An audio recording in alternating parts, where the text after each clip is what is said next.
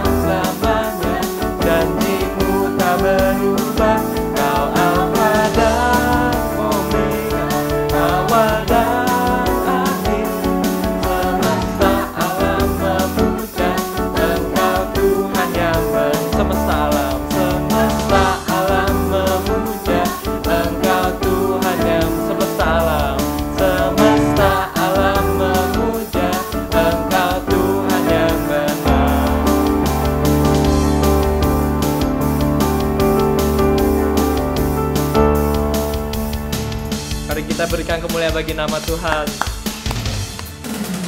Mari kita sebelum mendengarkan firman Tuhan, kita juga mau menaikkan satu pujian yang mengingatkan God is for me. Dia ada di sisi kita, Dia tidak pernah meninggalkan kita. Biar itu yang menjadi kekuatan kita.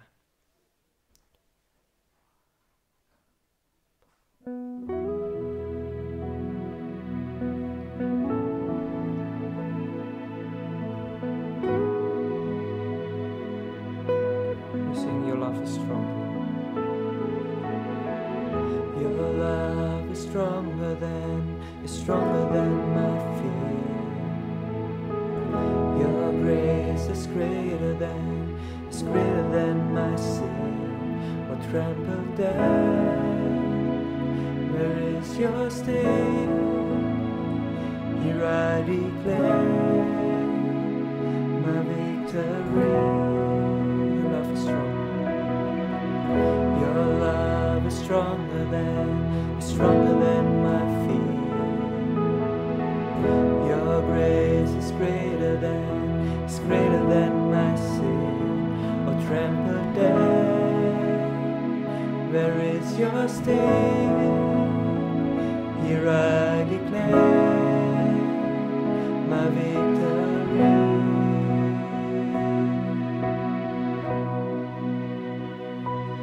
Even when the mountains tremble, even when the storms come by, even in the darkest night, you never let me go.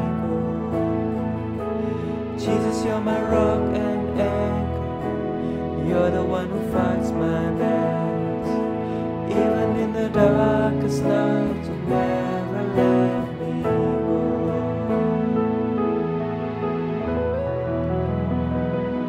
Thank you, Jesus.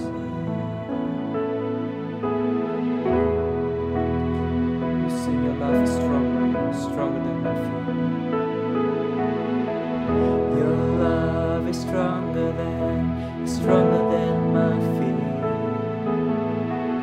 Your grace is greater than my sin.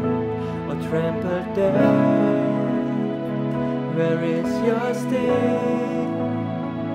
Here I declare my victory. Even when the mountains tremble, even when the storms come my way, even in the darkest night, you never let me go. Jesus, you're my rock and anchor. You're the one who fights my battles. Even in the darkest night, you never let me go. Even when the mountains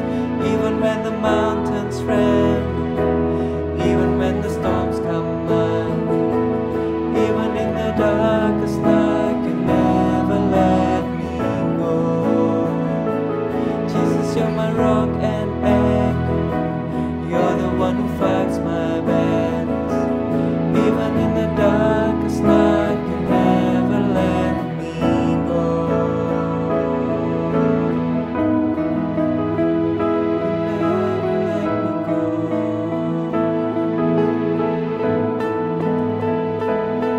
Let us sing hallelujah.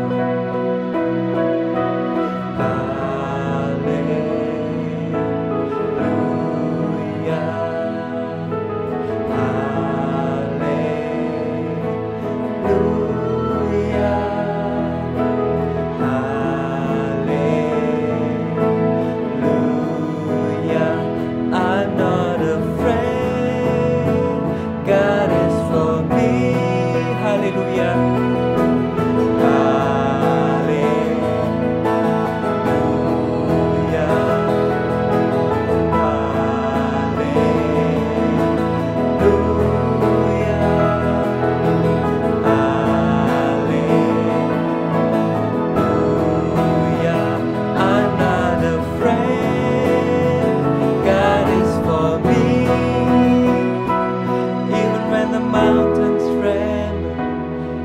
When the storm comes my way, even in the darkest night, you never let me go. Jesus, you're my rock and anchor. You're the one who fights my battles. Even in the darkest night, you never let me go. Even when the mountains tremble, even when the storms come my way, even in the darkest night, you never let me go. Jesus, you're my rock and anchor. You're the one who fights my battles. Even in the darkest night, you never let me go. Even in the darkest night, even in the darkest night, you never let me go. Even in the darkest night, you never let me go.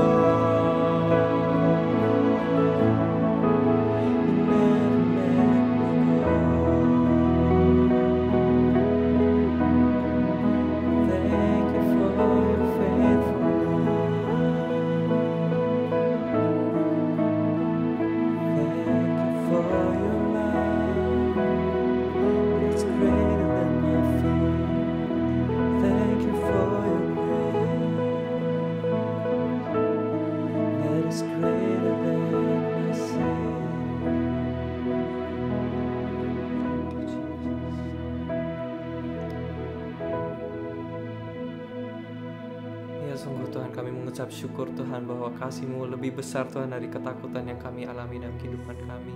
Bahwa anugerah-Mu lebih besar dari setiap kesalahan dan dosa yang kami pernah lakukan. Terima kasih Tuhan bahwa Engkau beserta dengan kami, bahwa Engkau ingin mengerjakan sesuatu yang baik dalam kehidupan kami. Kami mengucap syukur Tuhan. Oleh karena itu Tuhan, kami juga percaya firman-Mu adalah firman yang berguna untuk kami, firman yang hidup Tuhan, yang kami butuhkan. Kami berdoa Tuhan supaya hati pikiran kami benar-benar boleh terbuka Tuhan untuk menerima firman-Mu. Kami rindu Tuhan boleh semakin dipakai untuk boleh memuliakan nama-Mu, untuk bisa menjadi berkat bagi orang-orang sekitar kami. Kami memberkati hamba-Mu yang akan menyampaikan firman-Mu. Urapi dia Tuhan, supaya apa yang disampaikannya sesuai dengan apa yang dalam kehendak-Mu Tuhan. Dan kami berdoa Tuhan supaya kami benar-benar boleh menerimanya dengan sukacita. Terima kasih Tuhan, di dalam nama Tuhan Yesus kami berdoa dan mengucap syukur. Haleluya, amin. Saya mempersilahkan kepada hambanya yang akan membawakan firman-Nya.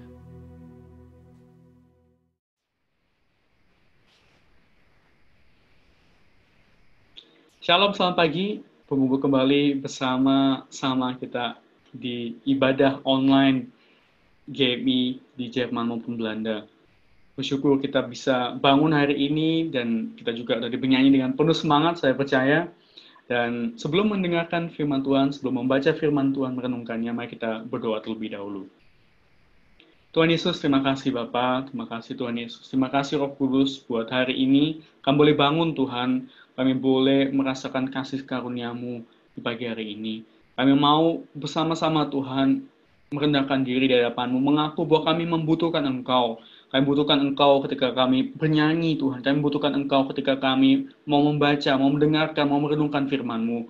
Roh Kudus, tolong kami singkapkan arti firman-Mu itu buat kami, sehingga kami boleh mengerti apa yang menjadi isi hati-Mu, kami boleh dibangun iman kami boleh berapi-api Tuhan untuk Engkau. Mari Tuhan tolong kami, buat kami yang mungkin capek, bukan kami mungkin sakit Tuhan, kami percaya bilu-bilu darah-Mu itu menyembuhkan kami, memberi kami kekuatan baru Tuhan, memberi kami semangat baru. Firman-Mu itu Tuhan, yang adalah roti hidup, Engkau adalah air hidup, yang memberi kami Tuhan, memberi tubuh kami ini kehidupan, memberi kami semangat untuk hidup, semangat Tuhan untuk menjalani hari-hari. Terima kasih Tuhan, berkati urapi lidah bibir hamba-Mu akan menyampaikan firman-Mu, urapi Tuhan sehingga firman-Mu boleh disampaikan dengan jelas, semua juga proses boleh berjalan dengan lancar, Tuhan, sambungan internet, semuanya Tuhan, biarlah Engkau yang berkati. Terima kasih Tuhan, terpujilah nama-Mu, dalam satu nama itu, nama Tuhan Yesus, Allah kami hidup, kami berdoa dan mengucap syukur. Haleluya. Mari bersama kita katakan, amin. Hari ini saya mau sampaikan mengenai pentingnya menjadi murid Kristus. Pentingnya menjadi murid Kristus. Ketika saya bergumul, karena tema di bulan Agustus ini juga adalah mengenai murid Kristus, menjadi murid Kristus, saya bergumul apa sih artinya, kenapa harus jadi murid Kristus gitu, Ton. Dan buat saya yang muncul, yang ingin saya sampaikan adalah, saya rindu kita semua hari ini, dan di hari-hari ke depan kita memikirkan apa pentingnya menjadi murid Kristus. Untuk itu saya ingin mengajak kita mulai untuk melihat suatu gambaran yang saya ambil. Di sini ada foto dari taman belakang saya gitu ya. Di sebelah kiri, saya lihat di sebelah kiri itu ada foto waktu kurang lebih awal tahun, kira-kira bulan Februari, akhir Februari awal Maret. Dan di kanan adalah foto sekarang gitu. Kenapa saya tunjukkan foto ini? Karena saya mau sampaikan bahwa ketika COVID itu dimulai, ketika pandemi COVID itu dimulai, ya semua orang hashtag di rumah saja kan, termasuk saya juga. Dan di sini saya mengembangkan suatu hobi baru, karena di rumah akhirnya banyak ke taman kan, taman belakang, akhirnya banyak duduk di situ, banyak di rumah. Dan di situ saya merasa kayak ada sesuatu yang kurang gitu, semuanya cuma gundul, yang hijau-hijau cuma sedikit gitu kan. Dan akhirnya saya memutuskan untuk oke lah, ini saatnya mungkin harus rumahnya dibersihkan, tamannya juga diperbagus. Dan akhirnya saya bersihkan tamannya, dan saya juga bersama istri saya dan anak saya, kami bersama-sama menanam. Ada banyak hal yang kami tanam. Dan hasilnya saya sudah bisa lihat di sebelah kanan itu, ada taman yang hijau-hijau, ada bunga-bunga yang bagus juga. Itu buat saya itu memberi sukacita, semangat tersendiri melihat semuanya bagaimana Tuhan membuat bunga-bunga itu begitu indah, begitu luar biasa gitu ya. Nah, saya mau tanya kenapa sih kok nunjukin taman itu, nunjukin bunga? Saya mau dari proses saya berkebun, dari proses saya bercocok tanam, katakanlah, itu buat saya belajar banyak hal mengenai iman juga, mengenai berjalan dalam Tuhan gitu. Dan kalau ditarik di proses berkebun ini, yang saya pelajari adalah, kalau sudah lihat di kiri itu, kebunnya gundul. Ketika saya lihat, itu gundul, buat saya itu ada suatu momen untuk untuk berpikir, untuk ambil keputusan gitu. Apakah akan saya ubah taman saya, atau apakah saya akan biarkan taman saya itu, atau saya ingin untuk mengubah taman itu. Saya ingin melihat taman itu menjadi indah gitu. Ada proses di mana saya ambil keputusan gitu kan. Ada proses di mana saya lihat, tamanku ini jelek banget ya, tamanku ini rusak atau gundul atau ya nggak ada apa-apanya. Lalu saya mikir, dan saya ambil keputusan, aku nggak mau tamanku seperti itu aja gitu kan. Aku mau supaya tamanku bisa jadi indah. Dan proses ini juga, ketika saya merenung, proses yang sama ini kita miliki ketika kita berjalan bersama dengan Tuhan gitu. Ketika kita hidup dalam dosa, hidup kita mungkin kacau, kita berdosa gitu, kita melakukan hal yang nggak baik. Dan mungkin sampai satu titik kita merasa kayak, ya aku kenapa hidupku kayak gini ya, kenapa hidupku gini-gini aja, kenapa aku seperti ini gitu, kenapa tidak ada damai sejahtera, tidak ada sukacita, kenapa yang ada mungkin cuma hanya marah saja, ketakutan, kekhawatiran gitu kan. Ada suatu proses di mana kita berpikir dan melihat keadaan kita, dan kita mungkin bertanya, kenapa sih kok seperti ini gitu kan. Dan ada saatnya di mana kita akan ambil keputusan, oke, aku nggak mau seperti ini aja gitu ya. Aku nggak mau hidup dalam dosa terus gitu. Aku nggak mau menjadi manusia yang berdosa gitu. Ada saatnya di mana kita ambil keputusan gitu. Tapi proses ambil keputusan itu untuk akhirnya menyerahkan hidup kita, akhirnya percaya sama Tuhan, mengikuti Tuhan sungguh-sungguh, ada proses memilih itu dimulai dengan kesadaran gitu ya. Ada Roh Kudus yang dalam diri kita menyadarkan kita akan dosa kita, akan kehidupan kita, akan kesalahan kita mungkin. Dan oleh karena itu saya mau sampaikan pertama bahwa adalah kesadaran itu adalah awal mula dari perubahan. Sama seperti saya sadar, lawanku jelek, gitu kan. Aku nggak mau seperti itu aja. Akhirnya ada tindakan yang saya lakukan, gitu kan. Dan kesadaran adalah awal mula perubahan. Yang sama juga hal terjadi ketika Petrus berkhotbah di Yerusalem ketika hari Pentakosta, gitu. Di Kisah Para Rasul 2 ayat 37, setelah Petrus berkhotbah, dikatakan, ketika mereka mendengar hal itu, hati mereka sangat terharu. Lalu mereka bertanya kepada Petrus dan rasul-rasul yang lain, apakah yang harus kami perbuat, saudara-saudara? Mereka bertanya ketika mereka mendengarkan khotbah Petrus, penjelasan Petrus mengenai Tuhan Yesus yang sudah mereka salibkan, yang sudah mati buat dosa-dosa mereka, mereka terharu, hati mereka terharu, dan mereka ambil keputusan, oke, kita salah, tapi apa yang harus kita lakukan gitu kan? Ada kesadaran dan ada kemauan untuk berubah. Kesadaran adalah awal mula perubahan. Seperti yang saudara bisa lihat di sini gitu. Dan saya tersentuh dengan quote berikut dari C.S. Lewis. C.S. Lewis ini seorang penulis Kristen yang terkenal, yang bukunya juga bagus-bagus, juga banyak menginspirasi gitu. Dan quote ini bilang, you can't go back and change the beginning, but you can start where you are and change the ending gitu. Sama dengan hidup iman kita. Kita sadar kita berdosa, kita orang berdosa gitu. Kita sadar, oke, aku berdosa, aku sudah berbuat salah, tapi hidup kita nggak berhenti di situ gitu kan. Hidup kita nggak berhenti ketika kita berdosa gitu. Kita nggak kita ada pilihan. Tuhan Yesus memberikan kita pilihan gitu kan. Kita bisa mulai dan mengubah akhirnya gitu. You can go back and change the beginning, but you can start where you are and change the ending. You can start where you are. Kita bisa mulai sekarang gitu. Kita bisa sadar, ini itu suatu yang salah. Aku mau berubah. Ini hidupku ini lagi kacau. Aku mau mengubah hidupku supaya menjadi baik, menjadi benar. Atau mungkin, perutku sekarang ini gendut karena COVID ini banyak di rumah aja, makan terus gitu. Kita bisa mengubah gitu. Kita nggak selamanya harus jadi orang gendut gitu kan ya. Tapi kita bisa mengambil keputusan, aku mau mengubah mungkin pola makanku, aku mungkin mau berolahraga lebih rajin. Kita bisa mulai sekarang. Dan sama juga buat hidup kita, buat iman kita. Tuhan tidak pernah memaksa kita untuk bertobat. Tuhan tidak pernah memaksa kita, hey, Adi, kamu harus bertobat sekarang. Titik. Kalau enggak, kamu jadi kodok gitu. Enggak gitu ya. Tuhan enggak main paksa itu. Semua itu ada pilihan. Tuhan menyatakan kepada kita, bertobatlah. Karena kalau kamu nggak bertobat, ya akan ada konsekuensinya gitu ya. Tapi pilihan semua itu tergantung pada kita. Pilihan itu tergantung pada kita. Apa kita sadar atau enggak, apa kita mau berubah atau enggak. Nah, saya mau sampaikan yang berikut ini di 2 Korintus 5 ayat 10 dikatakan, sebab kita semua harus menghadap tahta pengadilan Kristus, supaya setiap orang memperoleh apa yang patut diterimanya, sesuai dengan yang dilakukannya, baik dalam hidupnya ini, baik ataupun jahat. 2 Korintus 5 ayat 10 menyatakan kepada kita bahwa kita semua, baik kita yang nggak percaya Tuhan maupun yang percaya sama Tuhan Yesus, kita semua akan pada saatnya nanti akan menghadap Tuhan dan harus mempertanggungjawabkan dirinya kan. Dan ini berbicara mengenai suatu pilihan, mengenai suatu tanggung jawab sama kita akan pilihan kita masing-masing gitu kan. Tuhan nggak pernah maksa kita, karena dalam kasih tidak ada paksaan gitu ya. Tapi kita semua harus mengambil pilihan.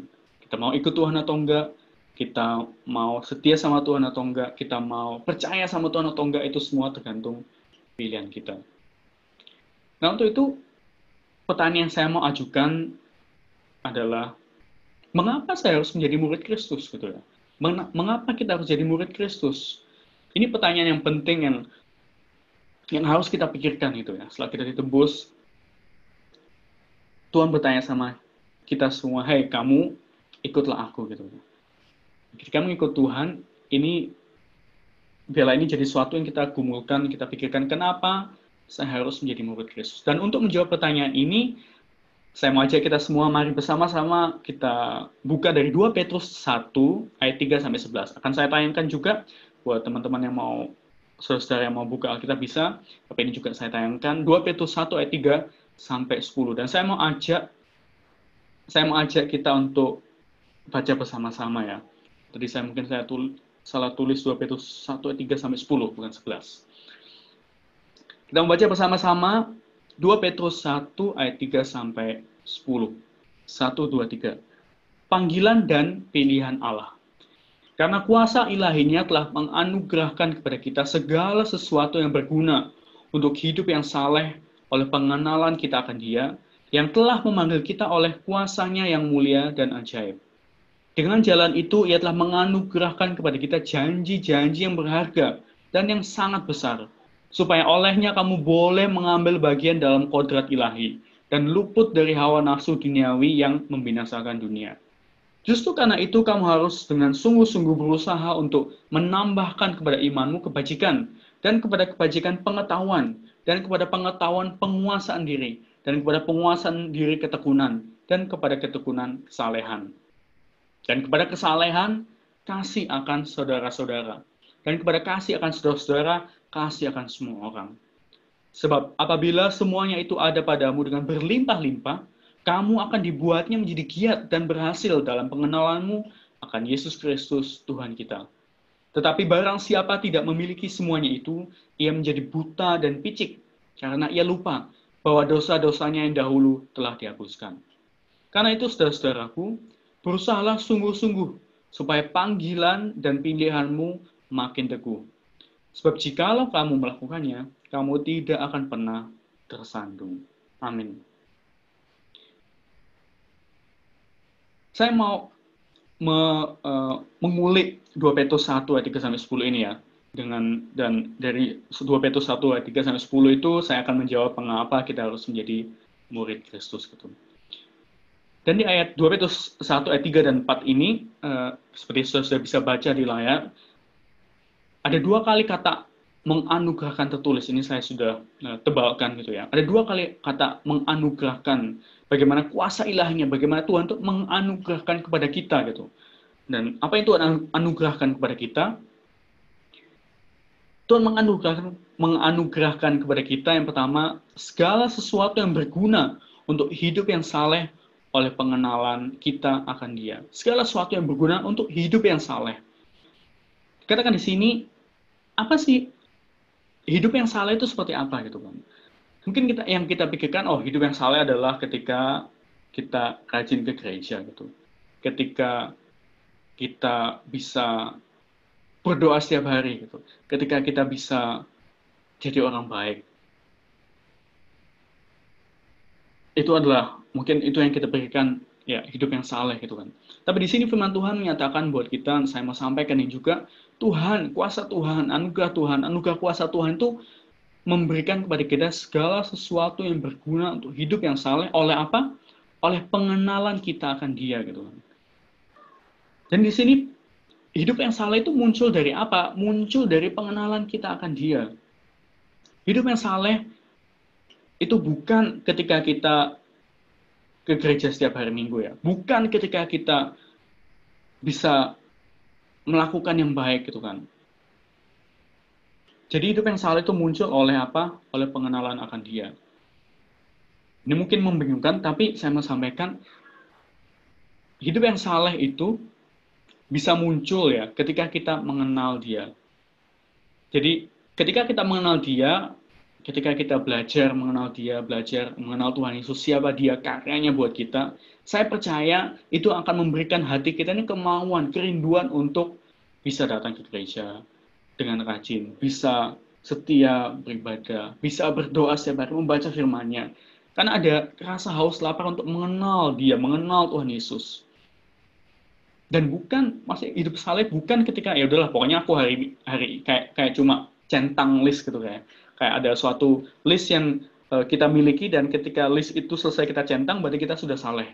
Listnya itu mungkin antara lain, oke, aku harus rajin ke gereja, aku harus A, B, C, D, E, F, G, baru aku orang saleh. Bukan seperti itu ya. Yang firman Tuhan maksudkan di sini adalah hidup yang saleh itu muncul oleh pengenalan kita akan Dia. Dan itu adalah suatu anugerah, kuasa Tuhan yang akan memampukan kita untuk mengenal Dia, dan kuasa Tuhan yang memampukan kita untuk mengenal Dia, itu akan membuat hidup kita jadi saleh. Jadi itu datang dari mana? Dari dalam keluar ya, bukan dari luar ke dalam. Dan hal yang sama, kita nggak bisa memaksa orang untuk hidup saleh. Hei, kamu hidup saleh, coba kamu pokoknya harus ke gereja, kamu harus baca firman, kamu harus. Itu tidak akan bisa membuat orang itu jadi saleh gitu. Karena pada akhirnya itu semua akan jadi paksaan aja. Itu semua akan jadi ya udahlah kalau gitu wah daripada dimarahin Adi atau ditanya-tanyain Adi, ya udahlah aku ke gereja aja. Bukan seperti itu ya. Tapi di sini firman Tuhan mengatakan oleh pengenalan kita akan Dia, kita bisa jadi punya hidup yang saleh. Dan ini suatu hal yang tidak bisa dipaksakan. Ini adalah suatu karya Roh Kudus gitu. Dan anugerah Tuhan yang diberikan pada setiap kita, Tuhan kasih anugerahnya, itu yang akan memampukan kita untuk mengenal Dia dan memiliki hidup yang saleh. Segala sesuatu yang berguna untuk hidup yang saleh oleh pengenalan akan Dia. Ini setelah saya cari-cari, pengenalan akan Dia ini nggak cuma tahu ya, bisa aja kita tahu sesuatu, tapi kita tahu seseorang gitu ya, tapi kita nggak kenal dia. Dan kata pengenalan akan Dia di sini itu bahasa Jawanya epignosis, bukan bahasa Jawa, bahasa Greek. Bahasa Greeknya itu epignosis, yang kalau diartikan itu artinya recognition atau full discernment, acknowledgement gitu. Jadi pengenalan itu kita benar-benar bukan cuma tahu, tapi kita kenal dan kita juga mengakui Dia gitu. Mengakui Tuhan Yesus sebagai Tuhan, sebagai Juru Selamat, sebagai yang mengasihi kita, sebagai yang sudah mati buat hidup kita. Bicara mengenai mengenal, saya jadi teringat di Matius 7 ayat 23, firman Tuhan berkata, pada waktu itulah aku akan berterus terang kepada mereka dan berkata, aku tidak pernah mengenal kamu. Penyalah daripadaku kamu sekalian pembuat kejahatan. Tuhan berkata, aku tidak pernah mengenal kamu. Dan ini suatu hal yang keras buat kita ya. Bayangkan ketika kita udah dalam hidup kita udah rajin ke gereja, kita udah melakukan semua hal yang baik, tapi ternyata pada akhirnya Tuhan bilang, hei, aku nggak kenal kamu gitu kan. Maka dari itu saya mau katakan, ibadah kita itu nggak bisa menyelamatkan kita gitu. Segala kebaikan kita itu tidak akan bisa menyelamatkan kita. Tapi yang bisa menyelamatkan kita adalah pengenalan kita akan Dia. Pengenalan kita akan Dia. Jadi pertanyaan buat kita, siapakah Tuhan Yesus buat kamu, buat kalian? Siapakah Dia buat kalian? Apakah kalian, apakah saudara-saudara sudah mengenal Dia gitu kan? Dan yang kedua yang Tuhan, yang 2 Petrus 1 ayat 3 sampai 10 berikan, katakan buat kita, apa yang anugerah kuasa Tuhan yang Tuhan berikan buat kita adalah janji-janji yang berharga dan yang sangat besar. Supaya olehnya kamu boleh, yang pertama, mengambil bagian dalam kodrat ilahi, dan yang kedua, luput dari hawa nafsu duniawi yang membinasakan dunia. Janji-janji yang berharga dan yang sangat besar ini. Ini anugerah kuasa Tuhan itu memberikan kita janji-janji yang berharga dan yang sangat besar. Janji-janji itu apa? Janji-janji Tuhan ada dalam firman Tuhan. Ada banyak janji-janji yang Tuhan berikan buat kita dalam firman Tuhan. Baik perjanjian lama maupun perjanjian baru. Dan luar biasa kalau saudara baca di sini dan renungkan itu, janji-janji Tuhan yang berharga dan yang sangat besar ini akan membuat kita, ini dikatakan supaya olehnya ini apa? Oleh janji-janji yang berharga dan yang sangat besar ini, supaya olehnya kamu boleh, yang pertama, mengambil bagian dalam kodrat ilahi, yang kedua, luput dari hawa nafsu duniawi yang membinasakan dunia. Kalau saudara baca di sini renungkan, apa yang bisa membuat kita ambil bagian dalam kodrat ilahi? Apa yang bisa membuat meluputkan kita dari hawa nafsu duniawi yang membinasakan dunia? Apakah itu? Di sini dikatakan janji-janji yang berharga dan yang sangat besar. Ini luar biasa. Lagi-lagi kalau saudara baca ya, yang bisa melepaskan kita dari hawa nafsu duniawi, yang bisa meluputkan kita, yang bisa membuat kita jadi ambil bagian dalam kodrat ilahi adalah apa? Adalah janji-janji yang berharga yang sangat besar. Bukan perbuatan kita, bukan keteguhan hati kita atau usaha kita gitu kan. Tapi janji-janji yang berharga dan yang sangat besar. Dan ini buat saya ketika saya merenungkan ini suatu hal yang luar biasa. Janji-janji Tuhan itu ternyata itu yang memampukanku, yang membuatku bisa untuk bebas dari hawa nafsu, untuk luput dari hawa nafsu. Janji-janji Tuhan itu yang bisa membuat aku ambil bagian dalam kodrat ilahi. Kodrat ilahi ini apa? Bahasa Inggrisnya glory and virtue gitu kan. Mendapatkan kemuliaan Tuhan, mendapatkan perkenanan Tuhan. Dan gimana caranya dapat kemuliaan, dapat perkenanan Tuhan adalah ternyata yang caranya adalah melalui janji-janji Tuhan gitu kan.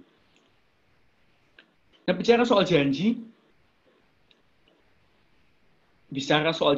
Allah, ini ada foto ini dengan anak saya, banyak sekali janji yang dia minta gitu kan ya. Papa janji enggak gitu kan. Janji ajak aku ke kebun binatang gitu kan. Terus saya bilang oke, janji, ya udah kalau gitu kasih pinky promise gitu. Pinky promise.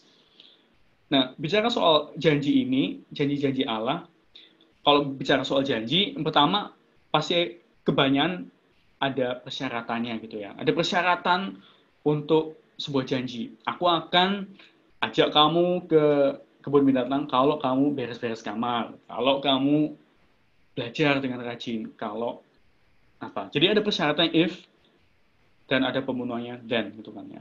Buat yang anak IT atau elektro atau juga yang kayaknya di semua bidang pasti akan ada if then gitu, akan ada katakanlah logika ini kan. Kalau ini berarti itu gitu. Dan satu hal yang luar biasa mengenai janji Allah yang saya mau sampaikan hari ini adalah di 2 Korintus 1 ayat 20 akan saya tampilkan. Mari kita baca bersama-sama. 1, 2, 3, 2 Korintus 1 ayat 20. Sebab Kristus adalah ya bagi semua janji-janji Allah. Itulah sebabnya oleh Dia kita mengatakan amin untuk memuliakan Allah. Firman Tuhan sini mengatakan bahwa persyaratan untuk mendapatkan janji-janji Allah sudah dipenuhi oleh siapa? Oleh Tuhan Yesus gitu. Ketika saya baca ini, ketika saya renungkan ini, suatu hal yang luar biasa gitu kan. Suatu hal yang memberi saya kayak rasa kagum, kayak wow kok bisa ya? Ternyata di dalam Kristus, di dalam Tuhan Yesus, karyanya buat saya, kehidupannya buat saya, apa yang dia sudah lakukan buat saya itu, dia sudah penuhi semua persyaratan untuk menerima janji-janji Allah. Sebab Kristus adalah ya bagi semua janji-janji Allah. Dikatakan dalam bahasa Inggrisnya, di NIV-nya dikatakan, for no matter how many promises God has made, they are yes in Christ. And so through him, the Amen is spoken to us to the glory of God. Kita bisa mendapatkan janji Allah bukan karena kita melakukan persyaratannya. Ini suatu hal yang luar biasa gitu ya. Kita bisa mendapatkan janji Allah, berkat Allah, ketika Kristus Yesus ada dalam diri kita. Ketika kita mengakui Dia sebagai Tuhan, sebagai juru selamat kita mengakui janji Tuhan. Ini firman Tuhan ini pun, saya kembali tadi,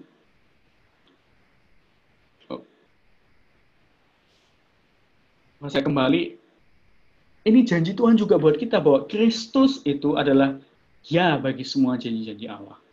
Ini pun sendiri adalah janji gitu ya, kayak inception gitu mungkin. So, Kristus adalah ya bagi semua janji-janji Allah. Nah, buat saya ini suatu hal yang luar biasa gitu kan. Suatu hal yang luar biasa ketika dalam Tuhan Yesus itu, ya dalam Dia saya dapat semua janji Tuhan gitu kan. Itu suatu hal yang luar biasa karena, berarti apa yang harus aku lakukan kan? Aku nggak harus mengorbankan mungkin domba, mengorbankan kambing, mengorbankan sapi gitu. Terus baru diterima, baru diberkati Tuhan. Ini juga memberikan janji buat saya. Loh, berarti aku nggak harus masih memenuhi, nggak harus susah untuk memenuhi semua janji, semua hukum Tuhan, baru aku dapatkan berkat Tuhan. Firman Tuhan sini mengatakan, enggak. Kita bisa mendapatkan janji-janji Allah, pemenuhan janji-janji Allah, itu melalui Tuhan Yesus. Ketika ada Tuhan Yesus dalam hati kita, ketika dalam hati kita percaya, dengan mulut kita mengaku, dan diselamatkan sesuai di Roma 10 ayat 9-11, ketika itulah janji-janji Tuhan itu dipenuhi, janji-janji Tuhan itu berlaku buat kita. Di dalam Dia, di dalam Tuhan Yesus, itu hanya ada ya. Sini dikatakan they are yes in Christ. Nggak heran Tuhan Yesus itu mengatakan ya. Nggak heran Tuhan mengatakan,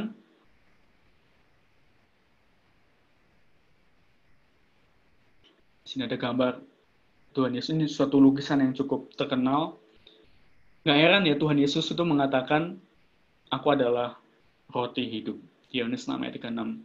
Nggak heran Tuhan Yesus mengatakan, aku adalah terang dunia. Aku adalah pintu. Gitu. Aku adalah gembala yang baik. Aku adalah kebangkitan dan hidup. Akulah jalan, kebenaran, dan hidup. Akulah aku. Yohanes 8:58 bahasa Inggrisnya, before Abraham was, I am. Nggak heran Tuhan Yesus mengatakan itu. Tuhan Yesus itu luar biasa gitu kan. Dia itu roti hidup kita. Dia itu terang dunia, terang buat kita gitu. Dia itu pintu. Dan ketika kita masuk melalui pintu itu, kita akan bertemu dengan Bapa, kita akan diselamatkan. Tuhan Yesus itu gembala yang baik. Kalau kita butuh pimpinan, kita bisa minta berdoa dan minta tuntunan dari gembala yang agung itu.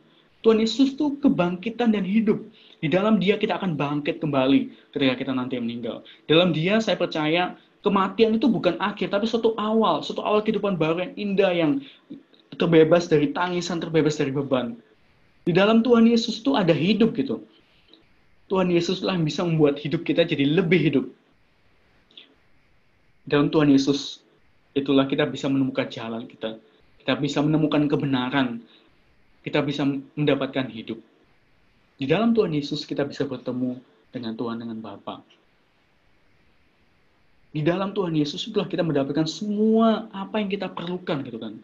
Buat kamu yang sedang menghadapi tekanan, Yesus itulah jalan keluar. Buat kamu, buat saudara yang mungkin sedang mengalami kesakitan, bila-bila Tuhan Yesus sudah menyembuhkan saudara. Itu janjinya. Apakah terus, kalau gitu udahlah, nggak usah minum obat. Enggak, saya nggak bilang itu gitu. Saudara tetap minum obat, tetap ke dokter, tetap ke rumah sakit. Tapi percayalah, ini janji Tuhan bahwa Di dalam Tuhan Yesus, melalui bilu-bilu Tuhan Yesus, saudara-saudara sudah sembuh gitu. Itu janjinya gitu kan. Akui itu, perkatakan itu, Tuhan aku percaya melalui bilu-bilu aku sudah sembuh, aku sudah sembuh.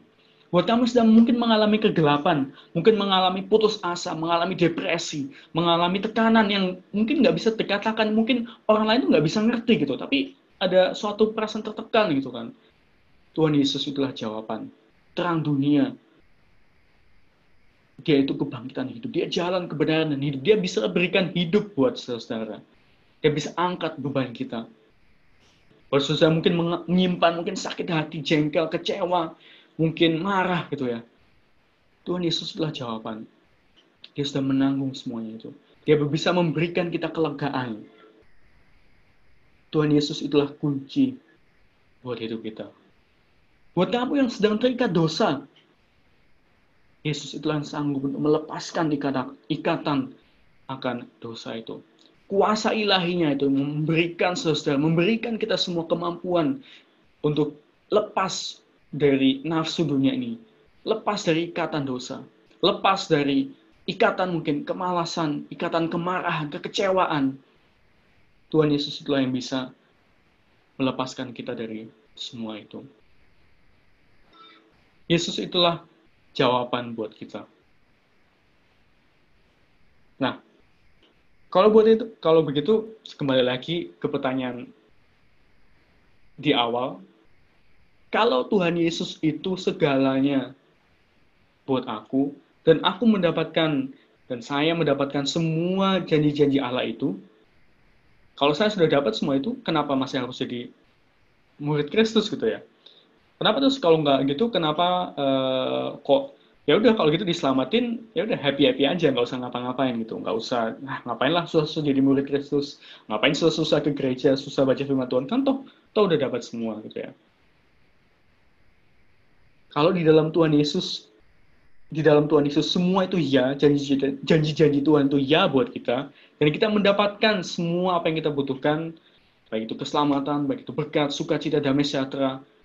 Terus buat apa kita jadi murid Kristus? Jawabannya ada di ayat selanjutnya.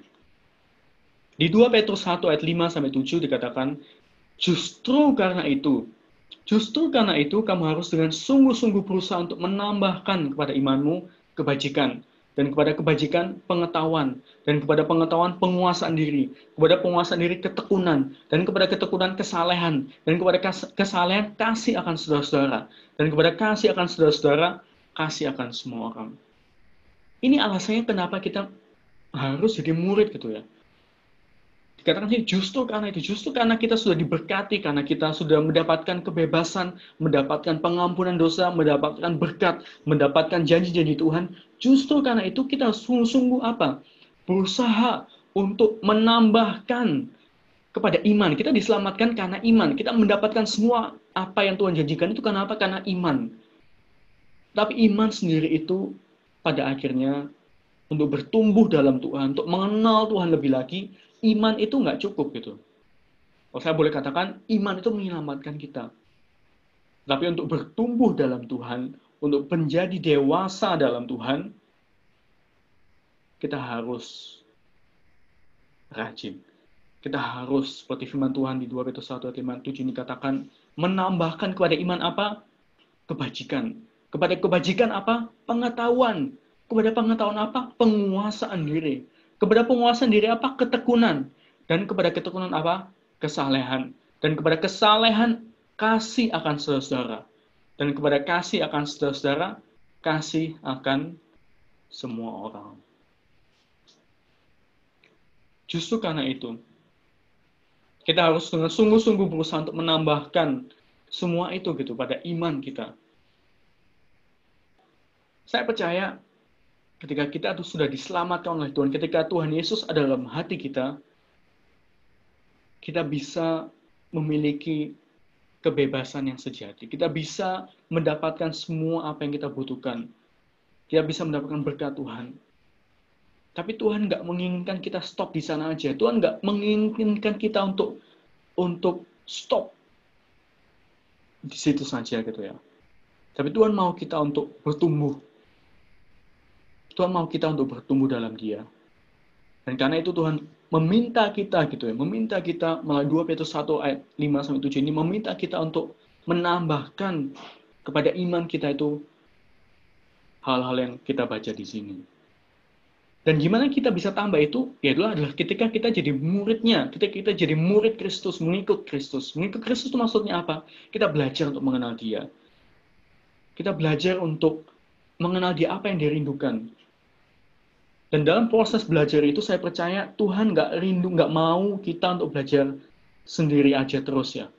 Kita nggak diciptakan untuk jadi penyendiri, menjadi seorang lone ranger atau seorang pejuang sendiri. Enggak. Tuhan ciptakan kita untuk hidup bersama-sama. Ada saatnya di mana kita mungkin sendiri belajar, merenung, menyembah Tuhan sendiri. Ada saatnya di mana kita mungkin ya belajar secara sendiri, tapi ada saatnya juga di mana Tuhan mau kita untuk bersama-sama bersekutu gitu.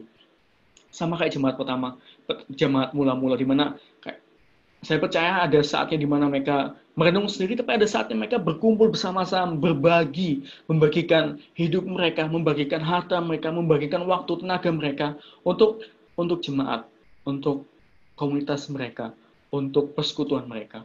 Dan hal yang sama yang Tuhan minta kepada kita ketika kita jadi murid Tuhan adalah kita untuk memakai hidup kita ini yang sudah Tuhan berikan buat kita untuk melayani Dia. Melayani Dia seperti apa? Melayani Dia di gereja, di dalam komunitas kita, dalam persekutuan kita. Tuhan mau kita untuk menyumbangkan diri kita, entah itu pikiran kita, tenaga kita, waktu kita, uang kita. Tuhan mau memakai semua apa yang ada pada diri kita untuk membangun tubuhnya. Itu persyaratan ketika kita jadi murid Tuhan. Itu persyaratan yang Tuhan minta dari kita ketika kita sudah diselamatkan. Dan saya percaya dengan sungguh-sungguh ketika kita diselamatkan, ketika saudara-saudara sudah menerima Tuhan Yesus, sudah sadar bahwa saudara-saudara itu nggak bisa tanpa Tuhan Yesus. Saudara sudah diampuni dosanya oleh Tuhan Yesus, sudah dihapuskan dosanya, sudah mendapatkan semua berkat yang luar biasa dalam Tuhan Yesus. Ketika saudara-saudara, ketika kita mendapatkan itu, saya percaya akan ada hati yang dipenuhi dengan ucapan syukur. Akan ada hati yang dipenuhi dengan rasa, Tuhan kok luar biasa ya? Kok bisa ya aku ini berdosa tapi Tuhan mau kasih aku pengampunan. Aku ini bersalah, hidupku ini udah hancur, tapi Tuhan mau ampuni. Tapi Tuhan mau pulihkan, tapi Tuhan mau berkati, tapi Tuhan mau kasihi. Tuhan mau sempurnakan, Tuhan mau terima. Tuhan mau terima aku ini apa adanya. Kok bisa seperti itu ya? Buat saya secara pribadi, saya merasakan itu dan saya berkata, meskipun saya jatuh bangun, saya bukan orang yang sempurna gitu ya. Tapi oleh karena pengampunan Tuhan, oleh karena kasih karunia Tuhan, oleh karena Tuhan sudah mau untuk menerima, memeluk saya, meskipun saya ini keadaannya nggak sempurna, nggak baik. So yang dikatakan firman Tuhan juga, Dia mengasihi kita kapan? Ketika kita berdosa. Bukan ketika kita jadi baik dulu, bukan ketika kita berbuat baik, ketika kita jadi rajin baru Tuhan mengasihi, menerima kita, enggak. Bisa kembali lagi di awal, di dalam Yesus, janji Tuhan itu adalah ya. Di dalam Dia, kita diterima. Di dalam Dia, di dalam Tuhan Yesus itu, kita mendapatkan pengampunan kita. Di dalam Tuhan Yesus itulah, melalui Tuhan Yesus itulah, kita diterima oleh Bapa. Melalui Tuhan Yesus itulah, kita dilayakkan untuk datang menghadap. Kita dilayakkan untuk berdoa. Dan Tuhan berjanji ketika kita berdoa dengan sungguh-sungguh, doa yang diucapkan, didoakan dengan iman, dengan sungguh-sungguh itu didengar. Jadi saudara, penerimaan oleh Tuhan, kasih yang Tuhan berikan itu bukan ketika kita berbuat baik, ketika kita jadi rajin, ketika kita berusaha dengan kekuatan kita sendiri, enggak. Penerimaan Tuhan, penerimaan Bapa, kasih Bapa, itu datang melalui Tuhan Yesus, melalui karya pengorbanannya di atas kayu salib. Tapi karena kasih Tuhan yang luar biasa itu, penerimaan Tuhan yang sudah kita berikan, pengampunan yang sudah kita dapatkan, justru karena itu kita harus sungguh-sungguh untuk menambahkan pada iman kita itu hal-hal ini.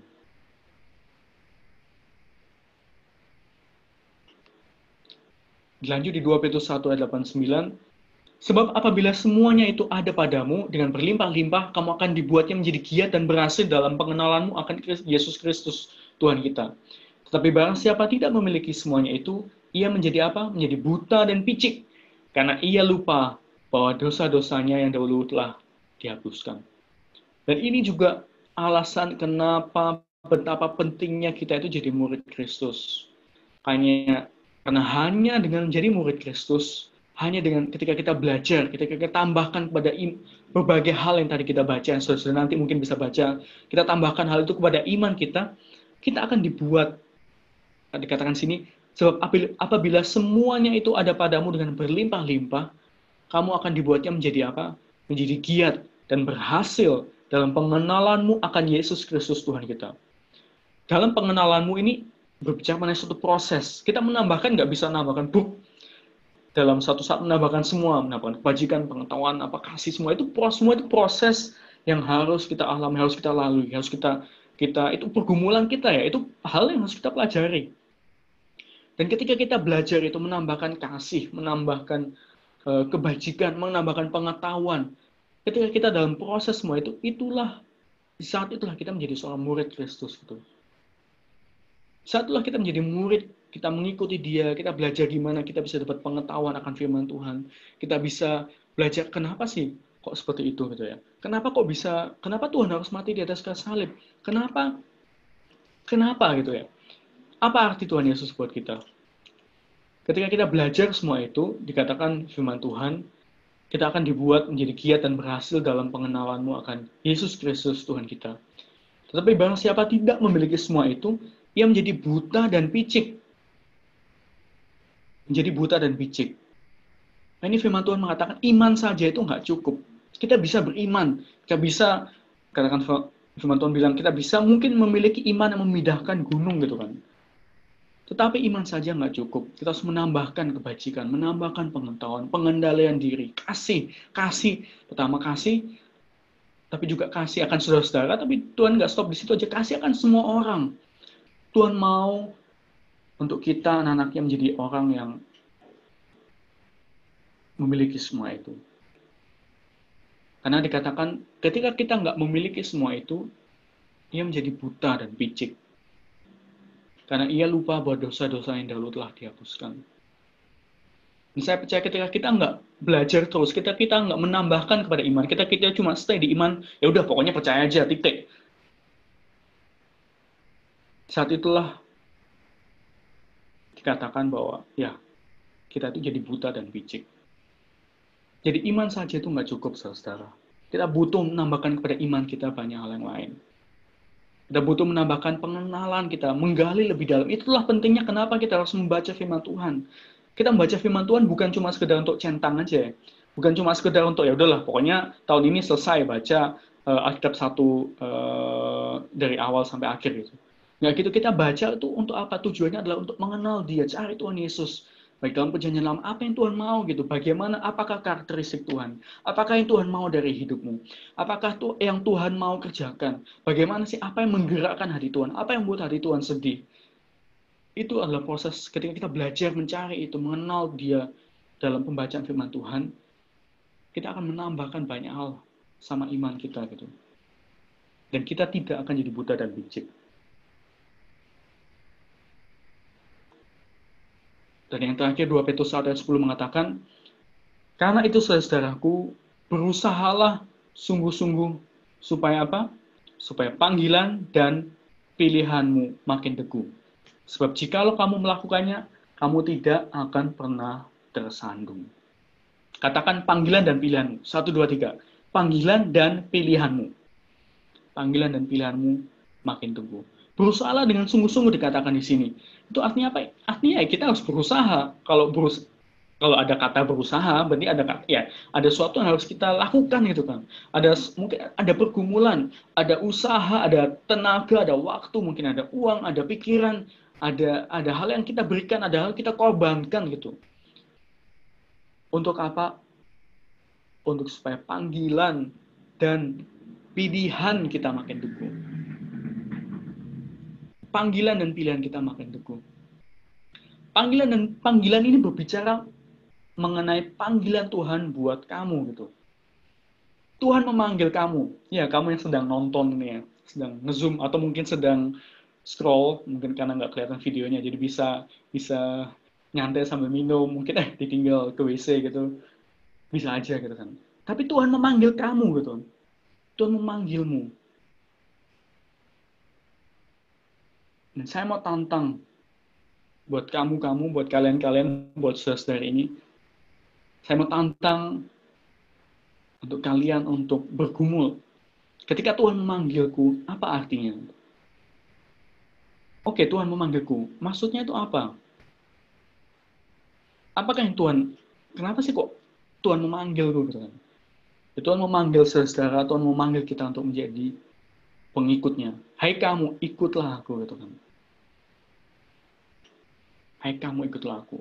Murid-muridnya ketika di akhir hidup Tuhan Yesus, murid-muridnya lagi sempat ada cerita di mana murid-muridnya bertengkar gitu.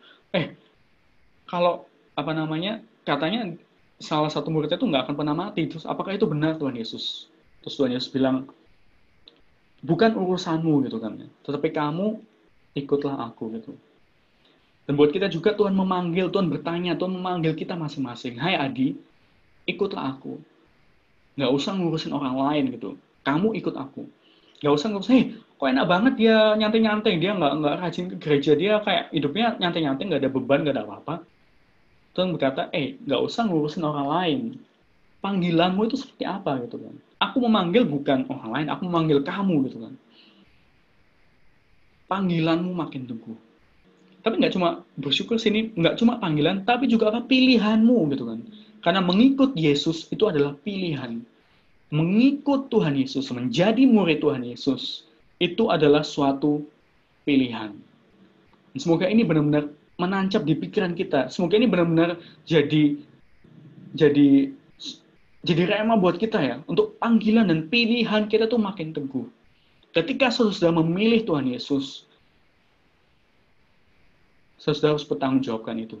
Kenapa sih aku milih Tuhan Yesus? Kenapa bukan nabi-nabi yang lain? Kenapa bukan agama yang lain? Atau kenapa nggak usah percaya sama sekali gitu kan ya? Itu pilihan kita semua. Itu bebas. Tuhan memberikan kita kebebasan. Kita mau ikut Tuhan atau enggak? Kita mau rajin atau enggak? Kita mau percaya Tuhan Yesus atau enggak? Itu pilihan kita semua. Tapi Tuhan menantang buat kita, hai, berusahalah dengan sungguh-sungguh supaya panggilan dan pilihanmu itu makin teguh. Dan bagaimana kita bisa meneguhkan panggilan pilihan kita? Itu dengan menambahkan pada iman kita berbagai hal tadi. Dengan bergumul, Tuhan kenapa sih aku milih kamu? Kenapa aku milih Tuhan? Kenapa harus Tuhan Yesus? Kenapa enggak milih Adi gitu kan? Ya karena nama Adi tidak menyelamatkan gitu. Nama Tuhan Yesus menyelamatkan gitu kan. Kenapa nggak milih Adi ya? Karena Adi jauh gitu. Kalau yang buat di Jerman, Adi jauh di Belanda gitu ya. Kalau memilih Adi, mengandalkan Adi itu mengecewakan gitu kan. Ada banyak orang bisa bersaksi ya kalau mengandalkan Adi ya memang mengecewakan ya. Saya cuma manusia gitu ya. Tapi Tuhan Yesus ketika kita memilih Tuhan Yesus, Tuhan berjanji dia tidak akan pernah mengecewakan. Berusahalah supaya panggilan pilihanmu makin teguh. Sebab jikalau kamu melakukannya, kamu tidak akan pernah tersandung. Kita memilih untuk mengikuti dia. Tidak ada paksaan. Nggak ada kewajiban. Itu pilihan kita. Jadi saudara,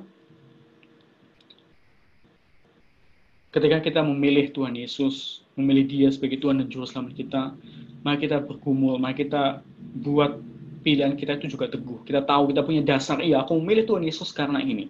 Aku tahu kenapa memilih Tuhan Yesus karena sudah mati. Kenapa dia harus mati untukku? Kenapa Tuhan Yesus nggak ya udah simsalabim gitu aja terus kita selamat semua? Kenapa dia harus mati di atas kayu salib? Itu semua ada pertanyaan yang harus kita jawab gitu. Yang kita sebagai orang Kristen kita harus jawab semua itu. Kita harus gumulkan semua itu. Dan ketika kita bergumul, kita berusaha dengan sungguh-sungguh supaya panggilan pilihan kita makin teguh, kita nggak akan pernah tersandung. Itu janji Tuhan.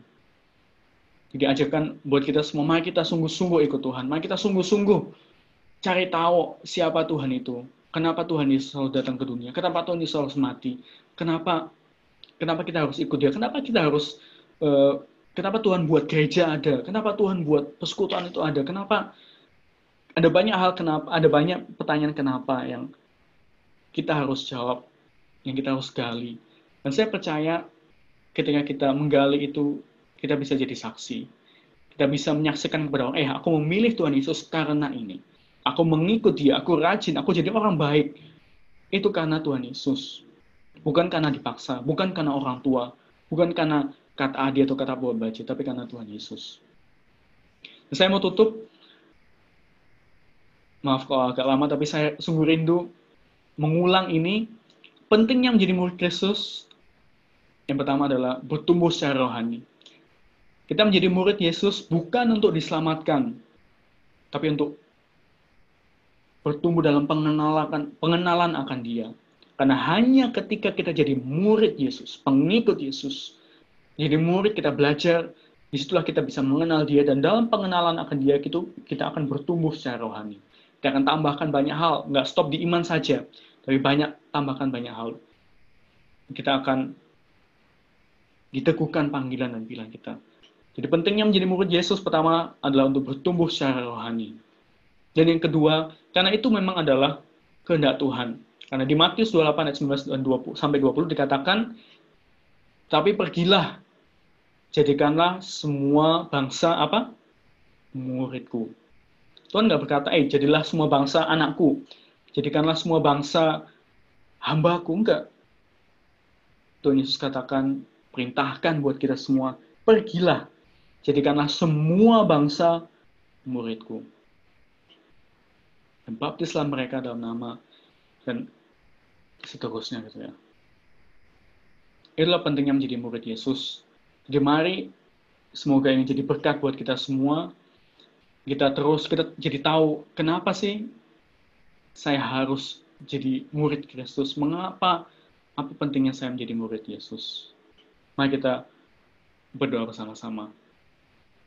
Tuhan Yesus, terima kasih Tuhan untuk berkat-Mu. Kami sudah selesai membaca merenungkan firman-Mu.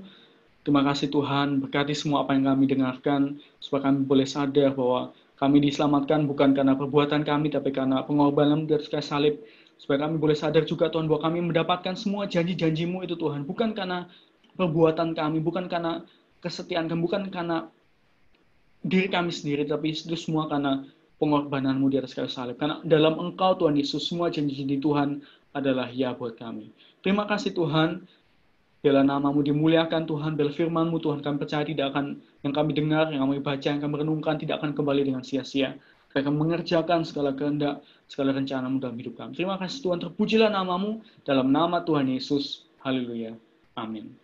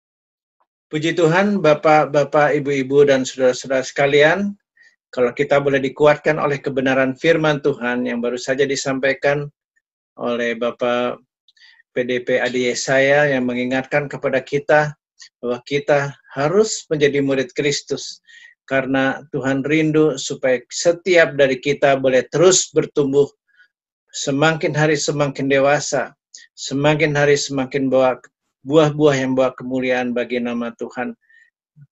Karena itu mari Bapak Ibu Saudara sekalian, kita akan menutup ibadah kita dengan doa penutup. Sekaligus kita berdoa untuk bangsa dan negara kita Indonesia, juga bangsa dan negara Jerman, bangsa dan negara Belanda, tempat di mana kita tinggal, kita berada, kita bekerja. Mari kita satukan hati kita, biarlah Tuhan boleh mendengar segala seruan doa kita. Juga kita berdoa untuk Lebanon, ya. Kalau kemarin ini di Beirut ada ledakan yang begitu luar biasa dan berapa banyak orang-orang yang terkena korban, kita mau serahkan semua ke dalam tangan Tuhan. Mari kita berdoa bersama. Tuhan Yesus, terima kasih kalau pada kesempatan di siang hari ini kami boleh sebentar menutup ibadah kami dengan doa kami bersama. Kami mengucap syukur karena Engkau sudah boleh memberkati kami dengan kebenaran firman Tuhan yang mengingatkan bahwa kami perlu menjadi murid Kristus supaya kami boleh bertumbuh semakin hari semakin menyerupai Kristus dalam karakter, dalam sifat-sifat, dalam seluruh keberadaan kami. Mari Tuhan, biarlah firman-Mu boleh tertanam dalam hati kami yang terbaik, dan supaya kami boleh melakukan dalam hidup ini apa yang menjadi rencana Tuhan. Jadikanlah kami murid-murid-Mu yang berhasil, jadikanlah kami murid-murid-Mu yang selalu mau digembalakan juga dengan baik, sesuai dengan rencana Tuhan. Mari Tuhan, Engkau yang memakai Bapak PDP Adi Yesaya dengan semakin luar biasa dalam kehidupannya, dalam pelayanannya juga bersama keluarganya. Dan kami juga percaya Engkau sudah boleh memberkati kami yang hari ini boleh hadir mengikuti ibadah lewat online ini, supaya Engkau terus bekerja dalam kehidupan kami. Kami juga mau berdoa untuk bangsa dan negara kami Indonesia, bangsa dan negara Jerman, bangsa dan negara Belanda, tempat di mana kami tinggal, kami bekerja, kami menjalankan studi, dan kami ada di negara ini Tuhan, untuk kiranya kami semua boleh menjadi terang yang daripada Tuhan. Kami memberkati bangsa dan negara kami Indonesia, yang dalam waktu dekat nanti akan memperingati proklamasi kemerdekaan bangsa kami yang ke-75 tahun. Terima kasih ya Tuhan. Engkau sudah menjaga, melindungi, menyertai perjalanan sejarah bangsa kami hingga saat ini. Kami terus berdoa supaya bangsa dan negara kami terus dijaga Tuhan, dilindungi Tuhan. Kami tahu kebenaran itu meninggikan derajat bangsa, namun dosa adalah noda bangsa. Karena itu Tuhan, biarlah kami boleh terus memerangi dosa yang sedang terus bekerja, bukan hanya di antara bangsa dan negara kami Indonesia, tapi juga di antara bangsa dan negara Jerman, di antara bangsa dan negara Belanda. Mari Tuhan, kami tahu iblis sedang terus menyerang begitu banyak bangsa dan negara, khususnya dengan COVID-19 ini. Karena itu Tuhan, kami mempersatukan hati kami untuk terus berdoa bagi bangsa dan negara kami yang kami kasih, Indonesia, juga bangsa dan negara Jerman, bangsa dan negara Belanda. Karena firman-Mu berkata, mintalah bangsa-bangsa, maka akan menjadi milik pusakamu, dan kami juga mohon Tuhan, Kau boleh memberikan bangsa-bangsa ini menjadi milik pusaka kami sebagai anak-anak Tuhan.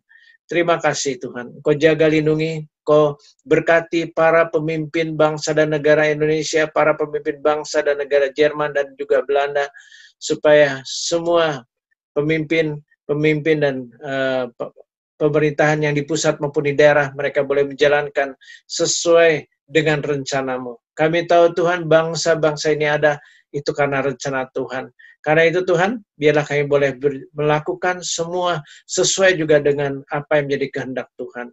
Kami terus berdoa untuk transformasi bangsa, transformasi kota dan bangsa di mana kami berasal, yaitu Indonesia, transformasi kota dan bangsa juga yang ada di Jerman, transformasi kota dan bangsa juga yang ada di Belanda, Tuhan.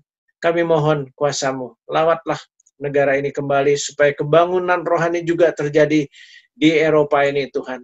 Kami merindukan lawatan Tuhan terjadi baik di Indonesia maupun di Eropa, bahkan di seluruh dunia ini. Kami juga teringat pada kesempatan ini untuk Libanon Tuhan. Kalau belum lama ini di Beirut ada suatu ledakan yang begitu luar biasa besarnya. Tuhan, kami berdoa untuk para korban yang ada di sana. Kiranya Engkau terus, kiranya boleh pemerintah di sana juga dibantu juga oleh negara-negara di dunia ini untuk boleh melihat apa yang menjadi sebab musababnya. Kiranya Tuhan terus bekerja supaya negara ini boleh dilindungi Tuhan.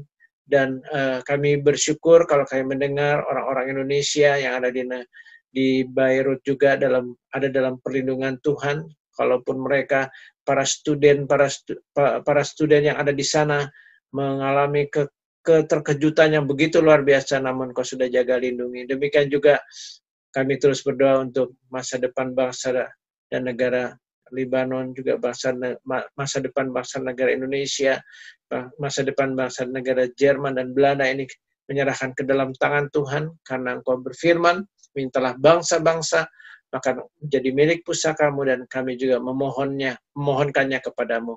Terima kasih Tuhan, Engkau sudah boleh mendengar doa kami. Kami berkati seluruh jemaat-Mu yang sudah ikut serta dalam ibadah ini, berkati baik mereka yang bekerja, baik mereka yang sedang mencari kerja, untuk para student juga yang sedang mengikuti studi online, ya Tuhan, Engkau juga menolong supaya mereka juga berhasil menyelesaikan dengan baik. Juga kalau ada anak-anak di tengah keluarga-keluarga yang ada di jemaat GMI, berkati supaya anak-anak ini boleh terus bertumbuh dalam rencana dan kehendak Tuhan. Berikan juga hikmat kepada para orang tua untuk membimbing anak-anak mereka, supaya mereka boleh terus mengajarkan hal-hal yang membuat anak-anak ini boleh hidup takut akan Tuhan. Terima kasih Tuhan, kami sudah diberkati dan sebentar kami akan berpisah meninggalkan online ini. Kiranya Tuhan boleh memberkati sepanjang minggu ini dalam semua hal yang akan kami kerjakan, baik dalam pekerjaan sehari-hari, dalam kehidupan keluarga, rumah tangga, dalam studi, dalam pertemuan komsel, pertemuan doa, Hope yang ada di kota-kota, apapun yang akan kami kerjakan, kiranya Engkau boleh memberkati kami, dan Engkau membawa kami kembali minggu depan untuk kami boleh berkumpul untuk mengikuti ibadah kembali lewat online. Terima kasih Tuhan, Engkau sudah boleh memberkati kami. Tiba saatnya sebentar kami akan meninggalkan forum online ini dengan berkat yang daripadamu. Mari Bapak Ibu Saudara sekalian, kita boleh mengedahkan kedua tangan kita untuk menerima berkat Tuhan. Tuhan memberkati dan melindungi engkau. Tuhan menyinari engkau dengan wajahnya dan memberikan kepadamu kasih karunia. Tuhan menghadapkan wajahnya kepada engkau dan memberikan kepadamu juga damai sejahtera. Karena kasih karunia Bapa, damai sejahtera yang daripada Tuhan kita Yesus Kristus, dan persekutuan dalam Roh Kudus menyertai engkau dan juga saya, mulai dari sajam ini sampai Maranatha, Tuhan Yesus datang kembali untuk yang kedua kali. Haleluya. Amin.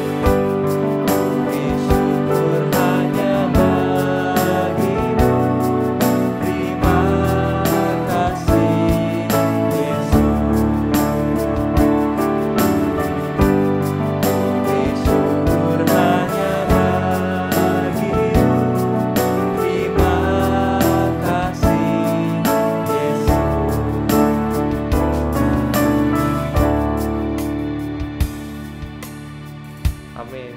Tuhan Yesus memberkati.